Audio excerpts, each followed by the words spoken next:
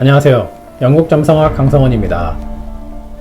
오늘은 4월 7일 보궐선거 결과를 점성학적 시각으로 접근해서 야당 성공 요인과 여당 실패 이유를 체크해보고 앞으로 어떻게 해야 승자가 될 수 있을지 알아보겠습니다. 오늘 동영상은 제목에도 나와 있듯이 2021년 국가운에서 큰 포인트가 되는 알데바란과 안타레스 두 개의 별 의미와 성향, 그리고 이 두 개의 별이 주는 시그널이 중요합니다. 알데바란은 군이나 검찰, 경찰, 사법부, 행정조직의 수장, 큰 사업가라는 의미가 있습니다. 정치적인 성향을 보면 전략적이고 전투적으로 의정활동을 하며 때로는 무자비하거나 무모하며 탁월한 언변으로 싸움을 걸고 분쟁을 일으키고 당장 눈앞에 불을 끄는 돌진형 리더를 뜻합니다. 안타레스는 공무원, 언론인 또는 연구원, 교육가라는 의미가 있습니다.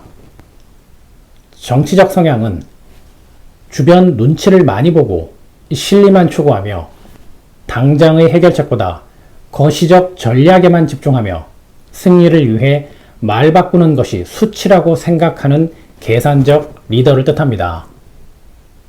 위에서 설명한 이 두 개의 별을 중점으로 이번 선거 더불어민주당 실패 요인 3가지를 알아보겠습니다. 첫 번째는 2021년 대한민국 국가운 정치편에서 예측했듯 더불어민주당은 국회의원 180석 위력으로 강하게 변하지 않으면 정치 전쟁에서 승리할 수 없다라고 했습니다.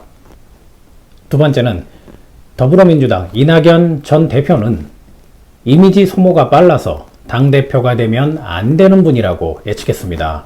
세 번째로 이번 선거는 대한민국 국가운에 있는 알데바란과 안타레스 항성의 싸움이기 때문에 알데바란 항성이 의미하는 저돌적이고 무모한 정치인이나 전략으로 선거에 출마해야 승리하고 안타레스 항성이 의미하는 수동적이고 계산적인 인물을 피해야 한다고 했습니다.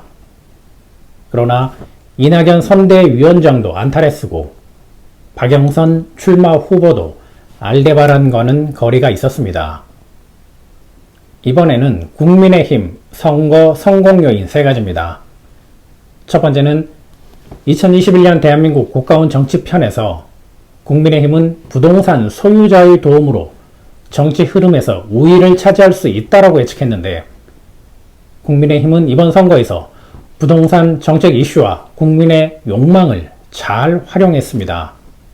두 번째는 국민의힘 창당편에서 예측했던 내용인데 경제 전문가 이미지가 강한 인물을 영입하면 당 지지율 상승에 긍정적인 효과를 불러온다라고 해석했습니다. 그 인물이 바로 김종인 위원장이었습니다. 세 번째는 이번 선거 후보 중 한 명이었던 안철수 대표는 안타레스형 정치인입니다. 당시 지지율도 높았지만 김종인 위원장이 끝까지 반대하면서 내부 경선으로 오세훈 후보를 끌어올렸습니다. 만약 안철수 대표가 야권 후보로 선거에 나왔다면 결과는 달라졌을 수도 있었습니다. 전형적인 알데바란형 정치인 김종인 위원장의 전략적이고 저돌적인 아집이 성공했다고 볼 수 있습니다. 어떤 정치인이나 전략이 정답이다 라는 건 없습니다. 정치는 국가운과 시대의 흐름, 국민의 요구를 읽어야 하기에 대선을 앞둔 2021년은 대한민국이 원하고 국민이 원하게 될 정치인과 정책을 선점하는 것이 중요합니다. 그 핵심이 바로 국가운에서 알려주는 알데바란 항성이 뜻하는 정치인 또는 당의 전략이어야 합니다. 성별은 남성 또는 남성 같은 성향을 가진 여성이며 연령은 50대 중반에서 60대 초반입니다. 강한 화성의 의미처럼 전략적이고 전투적인 의정활동, 때로는 무자비하거나 무모할 때도 있으며 탁월한 언변으로 싸움을 걸고 분쟁을 일으키고 당장 눈앞에 불을 끄는 돌진형 리더를 뜻합니다. 여야 모두 차기 당 대회를 앞두고 있는데 이런 인물들이 지도부가 되고 당의 정책을 이끌고 나갈 때 향후 정치 싸움에서 유리한 고지를 취할 수 있습니다. 그러나 안타레스 의미처럼 수동적 정치인이나 거시적이거나 회피만 하는 정치 전략만 펼친다면 부정적 결과만 기다리게 됩니다. 감사합니다. 영국 점성학이었습니다.